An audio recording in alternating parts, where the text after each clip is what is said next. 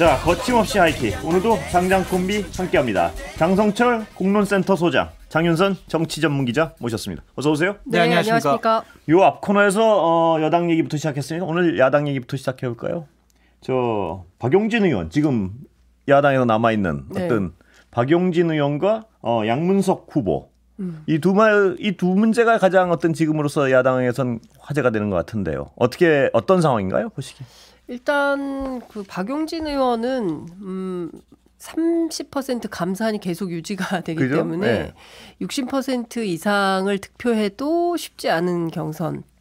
그리고 이제 상대 후보가 조수진 변호사라고 신인 여성이기 때문에 25% 가산점이 있어요. 네. 그러니까 두 가지를 비교하면 박용진 후보가 살아오기는 매우 어려운 전략 경선이다. 이제 이런 전망이 우세한 거고요. 양문석 후보의 경우에는 사실 뭐 과거에 이제 그때 취재했던 기자들도 다 기억을 하겠지만 이 노무현 정부의 한미 FTA 정책이라든가 그다음에 이제 이라크 파병 문제에 대해서 진보 언론도 굉장히 비판 보도를 많이 했었어요. 저희 MBC도 엄청나게 비판했던 걸로 기억나고요. 예, 뭐 많이 했습니다. 한겨레 경향, 오마이 뭐 다 비판 많이 했는데 그렇다고 해서 뭐 불량품이라거나 뭐 매국노라거나 뭐 이런 식의 좀 인격적인 모독을 한 적은 없거든요. 그렇지만 그때 굉장히 비판을 많이 당했습니다. 아마 신문들은 뭐 절독운동 막 뭐 이런 것도 있고 그랬었거든요. 이제 그때의 이제 이제 이른바 이제 친노 진영에서 보였던 태도는 절대 허용할 수 없다는 거였는데 오늘 아침 저 뉴스공장인가요? 거기 출연한 유시민 작가 등의 이제 주장을 종합해 보면 일단 현재 있는 대표한테나 더 잘하자 이런 거잖아요. 그래서 지금 상황으로 놓고 보면 뭐 약간 반발이 있긴 하지만 그냥 하고 그다음에 평가는 국민 몫으로 이런 분위기인 것 같습니다. 그러면 박용진 후보는 현실적으로 살아 돌아오기가 어려울 것 같고 양문석 후보는 그냥 그대로 할 것 같고 그 상황이죠? 이 상황에 어떻게 보세요, 장 소장님? 박용진 의원에 대해서는 내쫓을 의지가 강한 것 같고요. 양문석 선배와 관련해서는 쫓아내지 않을 의지가 강한 것 같아요. 그러니까 이게 이중잣대인 것 같은데, 그러니까 이렇게 보고 싶어요. 그러니까 박용진 의원을 내쫓는 게 과연 민주당에 도움이 되는 것이냐. 이재명 당대표에게는 도움이 되겠지만 민주당의 전체적인 공천을 비판을 할 때 항상 박용진 의원 사례를 들이댈 거예요. 이게 공정하냐, 이렇게 폭력적인 행위가 가해지는 게 맞냐, 룰을 계속 바꾸는 게 맞냐, 이런 식의 비판. 민주당 공천의 객관성, 정당성. 룰을 바꾸진 않았죠. 바꿨죠. 지금 갑자기, 원래 5대5거든요. 공천 룰이 원래 5대5인데. 이번에 가산점 25. 아니, 그게 아니라 이제 지역 공천을 하면서 7대3 당원들만 이제 7대3으로 하는데 7이 전국에서 오는 7이고요. 3은 이제 동네. 이렇게 해서 이렇게 되면은 사실 맞나. 갑자기 이렇게 바꾼 게 맞나. 이제 그런 생각도 들고, 양문석 선배는 제가 참 방송을 같이 정말 많이 했던 분인데 이분을 공천하는 것이 과연 민주당 선거에 도움이 될 것이냐, 유튜브 활동을 굉장히 많이 했거든요. 그래서 아마 정봉주 전 의원만큼 파면 팔수록 정말 기가 막힌 말을 되게 많이 한 것 같아요. 제가 지금도 오늘도 막 사진 캡처를 많이 해왔는데 제가 뭐 의리상 그 얘기를 여기서는 안 하겠지만 과연 두 분에 대해서 이렇게 처리하는 것이 민주당 총선에 도움이 될까, 그런 차원으로 한번 접근을 해보셨으면 좋겠어요.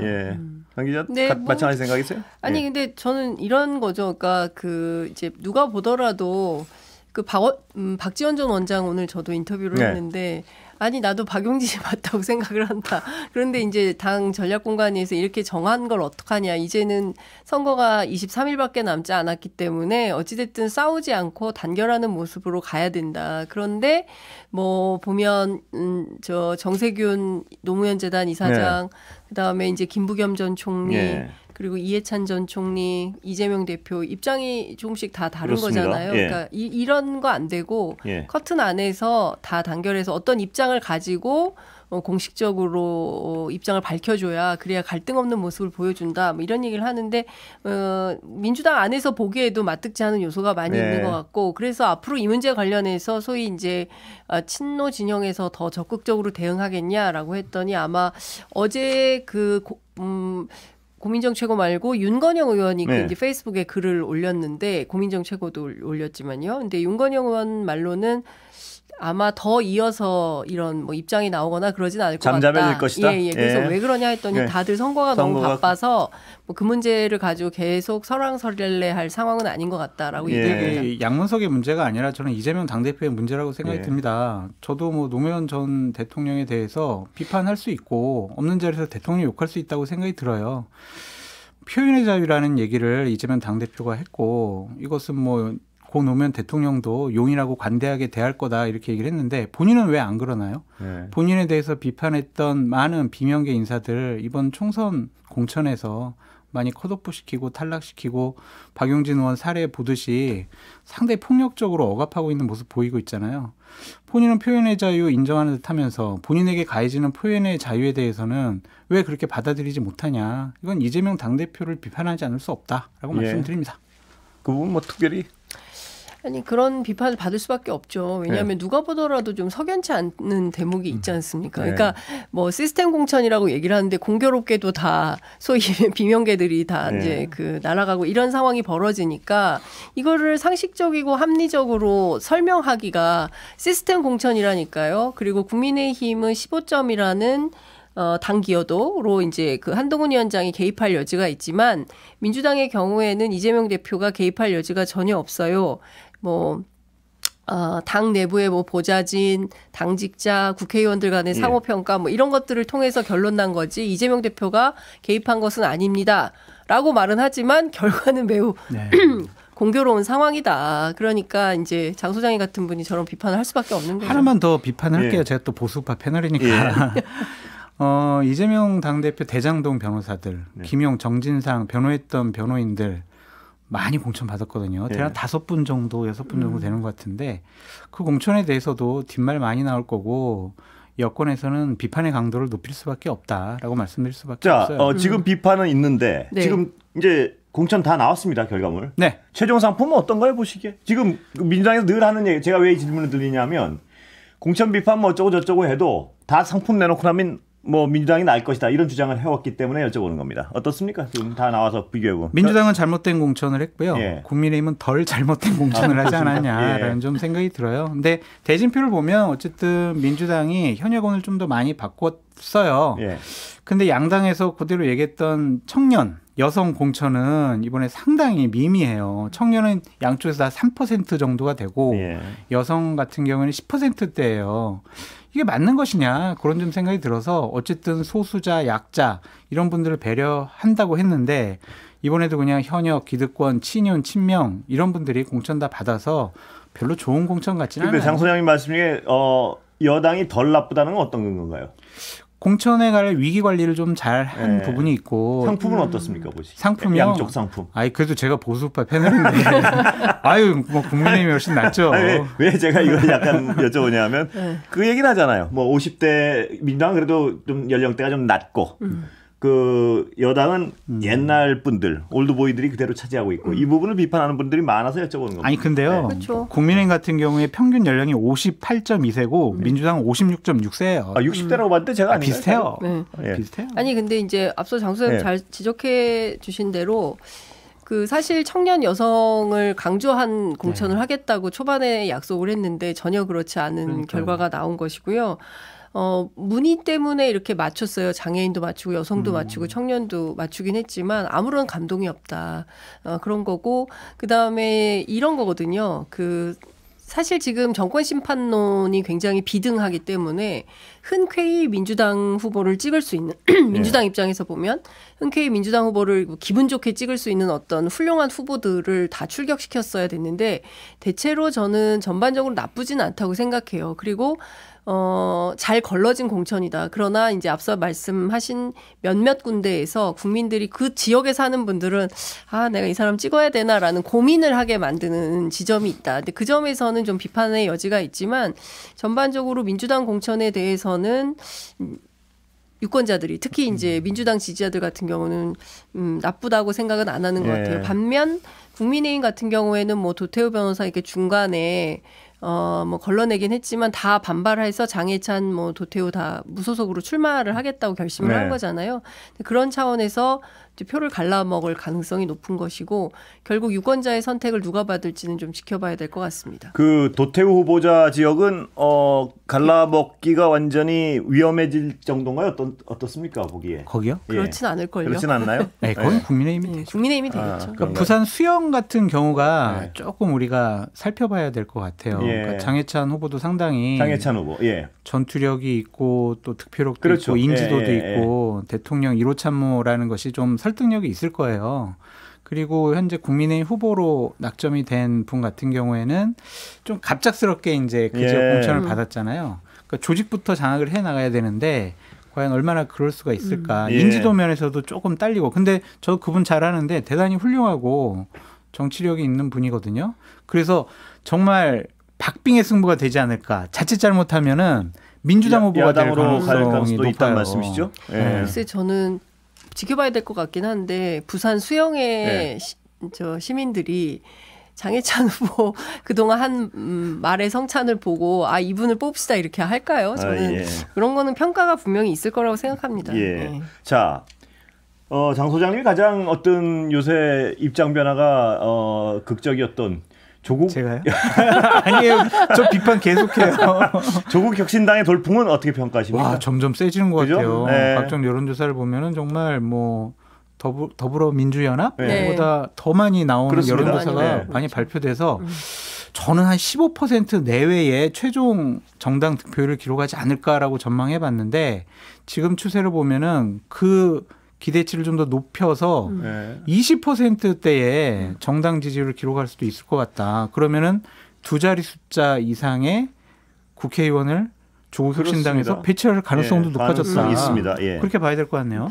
그러니까 특히 초반에 기자들이 취재할 때는 사실 부산에서 처음에 이제 출마 선언하고 그리고 광주에 가서 이제 쭉 얘기를 할 때만 하더라도 그렇게 많은 관심을 받지 못했어요. 그리고 이제 중도에서 별로 큰 이제 지지를 못 받을 거다 이런 전망이 우세했는데 그 점점 변화하고 있고 최근에 지난주에 나온 여론조사를 보니까 중도에서도 상당히 많은 지지를 가져가더라. 그러니까 그게 어떤 측면일까 이렇게 분석을 해보면 지금까지 정치권에서 꼭 필요하다고 생각했지만 민주당이 뭐 중도 표심, 뭐 보수 표심 등등을 생각해서 하지 못했던 그런 메시지들을 아주 강렬하게 이제 내놓고 있는 거죠. 이를테면 윤석열, 김건희 부부 특검을 하겠다라든가 그 다음에 이제 이슈가 되는 문제와 관련해서 또박또박 그 문제 제기를 하면서 고발하고 이슈 아주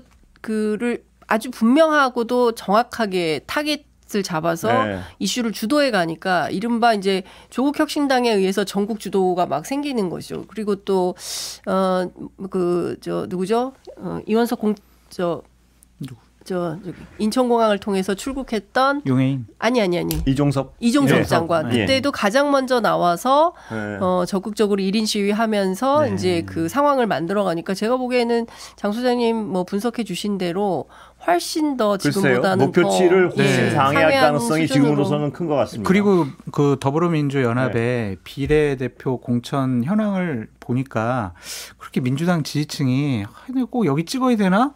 뭐 그런 생각도 하실 것 같다. 그거는 왜냐하면 그 비전이 뭐하니까요. 왜냐하면 이 조국 혁신당은 비전이 분명하고 그쪽은 섞여 있으니까 아무래도. 그렇죠. 1번부터 10번까지는. 근데 그 섞인 거 말고 이 돌풍의 원인은 뭐라고 보세요? 그러니까 민주당 지지층에서 와 우리가 하고 싶은 얘기를 조국 혁신당에서 잘해주네. 와 시원하다. 와 저기를 지지해줘야 되겠다. 그런 생각이 강하신 것 같아요.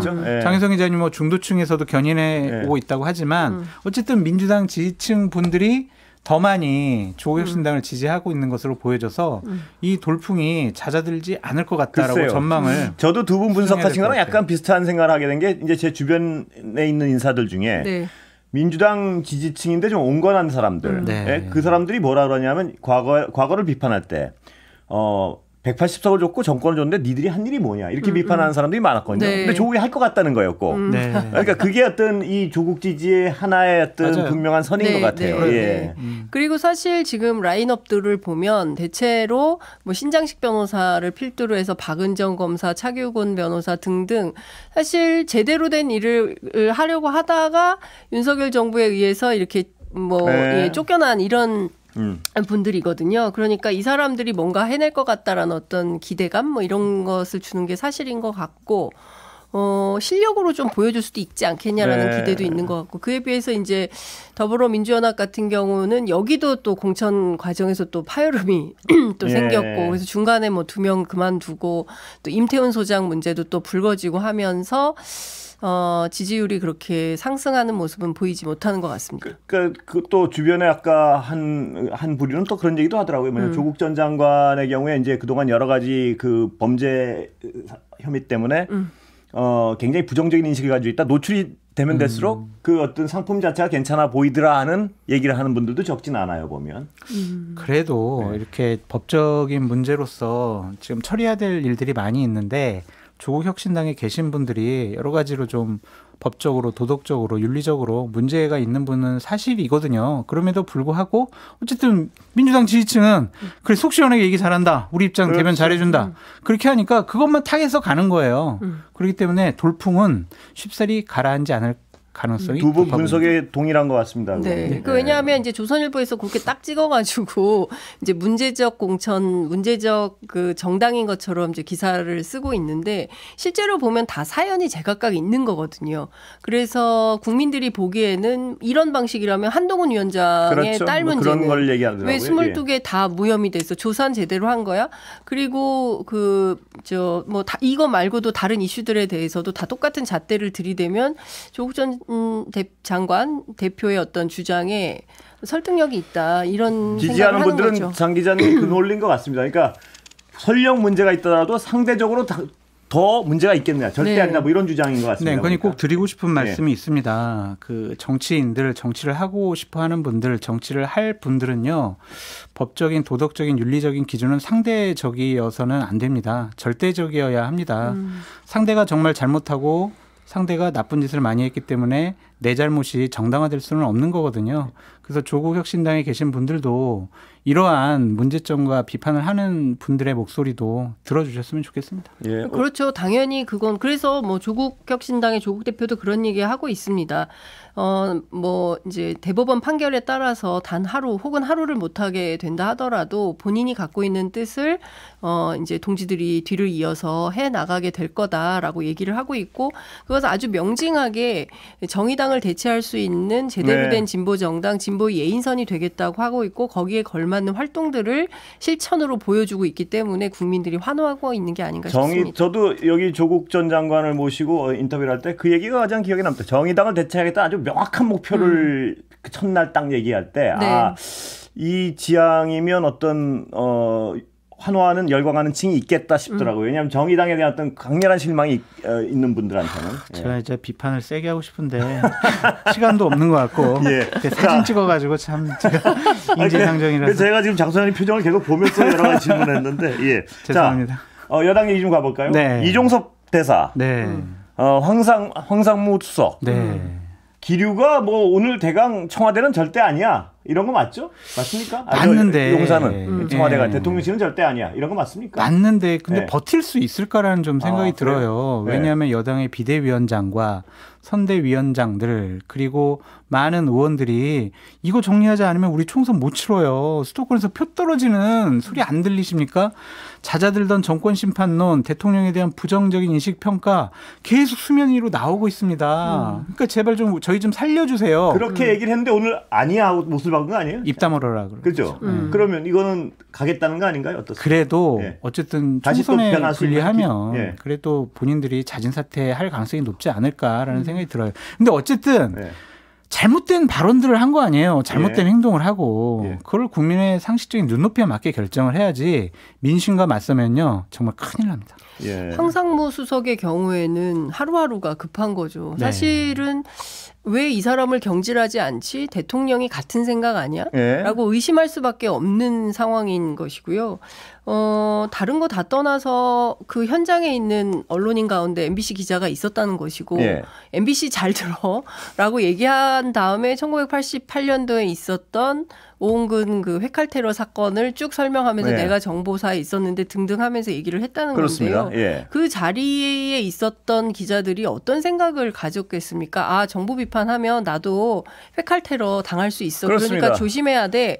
라는 자기 검열을 하게 만드는 거 아닙니까? 그러면서 뭐 언론의 자유가 오늘 뭐 민주주의 관련한 무슨 심포지엄도 하던데 그러면서 대한민국이 민주주의 국가라고 말할 수 있냐는 거예요. 그래서요. 오늘 근데 또 이 어떤 흥미를 끄는 것 중에 하나는 네. 한동훈 위원장이 저번처럼 네. 약간 대통령실을 치받고 긴장 관계에 빠지고 대통령실은 또 불쾌하고 뭐 이런 상황인 건가요? 맞아요. 맞아요. 그런 상황이에요. 지금 대통령실은 좀 많이 격앙되어 있는 것 같고요. 예. 대통령실의 한 수석이 작가님이 저보고 꼭 얘기하라고 그래가지고 어쩔 수 없이 또 얘기하게 되네요. 예. 한 수석이 이렇게 문제 제기한 분들에게 예. 전화도 하고 문자도 돌리면서 좀 그 부분에 대해서는 더 이상 좀 언급 좀 하지 말아라. 강경한 거네요. 네, 이런 식으로 좀 얘기하고 있대요. 네. 대통령께서는 좀 상당히 불쾌하고 또 경로하신 거예요? 화가 나 있다. 대통령이? 저보다 더 잘하시면서 왜 저한테 그러십니까? 아, 경로인가요? 아니, 대통령이 경로해서 네. 수석이 대통령실의 모 수석이 정치인들한테 전화를 돌리고 있다는 문자도 거잖아요. 하고. 문자도 돌리고. 팩트는 이게 문자 전화 한다는 거 아닙니까? 그러니까요. 그러면 분명한 건 경로했다는 건 팩트 아니에요, 거의. 그러니까요. 그렇죠? 그렇게 연결되는 거 맞죠? 아니 경로를 할 수 있어요. 네. 경로를 할 수 있는데 경로했으니까 대통령이 화가 나셨으니까 당신들 입 조심해라고 전화 돌리고 문자 보내는 게 맞습니까? 네. 그리고 그거를 민주적인 사회라고 할 수 있는 겁니까? 사실 이 문제를 지적하는 거잖아요. 대통령 화날 수 있어요. 사람이니까. 예. 그래서 내가 화났으니까 알려서 그런 말 못하게 해. 입단속 시켜. 라고 하는 거를 과연 민주사회 민주국가라고 할 수 있냐. 이 질문을 하고 있는 겁니다. 이 질문을 어떻게 받으시겠습니까? 대통령실과 대통령은 이렇게 생각하는 것 같아요. 인사권? 이거 나의 고유 권한을 감히 문제 제기를 해? 네. 이거에 대해서 물렀으면 레임덕이라고 생각할 것 같아요. 그래서 예. 대통령실은 물러나지 않고 버틸 것 같은데 총선이잖아요. 선거에 유리하냐 불리하냐 그걸로 따져야 하거든요. 아마 당에서 지속적으로 여러 가지 얘기가 지금 대통령실로 들어가는 것으로 알고 근데 있습니다. 한동훈 위원장도 네. 지금 여기서 또 아무 일도 없었던 듯이 주저앉고 그냥 이 두 분 다 가만히 있고 이렇게 되면 공개적으로 아니, 또 한마디 폴더- 했으니까 물밑에서 이제 정치력을 아니, 갖고 조율해야죠. 아니 또 폴더 인사하겠죠. 내일쯤 그러니까 폴더 제가 인사 나오지 여쭤보는 게 그겁니다. 않겠어요. 뭐냐면 폴더 인사 나오고 정리하겠죠. 또 이렇게 약간 긴장되는 것 같다가 또 폴더 인사하고 끝나면 한동훈 위원장의 어떤 그 상품성의 어떤 한계성? 그래서 이것도, 예. 기자들이 그런 얘기합니다. 한동훈 현상이라는 것은 보수 언론이 만들어낸 거품에 불과하고 원래 사실상 없었다? 존재하지 않는다. 예. 그리고 저는 다 떠나서 황상무 수석과 관련해서는 이건 언론인들이 이걸 어떻게 묵과할 수 있습니까? 그럼 1988년 그 시절로 돌아가자는 겁니까? 그래서요? 대한민국의 언론 환경이 그럼 34년 전으로 돌아가도 되는 겁니까? 저는 뭐 OECD 11대 경제대국 뭐 자랑할 때는 맨날 선진국 지수 얘기하면서 스웨덴 연구소에 따르면 우리가 폐쇄적인 독재국가로 가고 있다는 거 아닙니까? 예. 특히 표현의 자유, 언론 자유가 축소되고 있기 때문에 그러니까 그런 측면에서라면 오늘이라도 황상무 수석 정리하는 게 맞죠. 경질해야 옳죠. 그렇지도 않고 그냥 매일 그 황상무 수석을 보는 대통령실 출입 기자들이 무서워서 기사 쓸 수 있겠습니까? 저도 무서워요. 제가 정권 비판 많이 해서 저도 무서운데. 조심하세요. 나가다가. 아이고.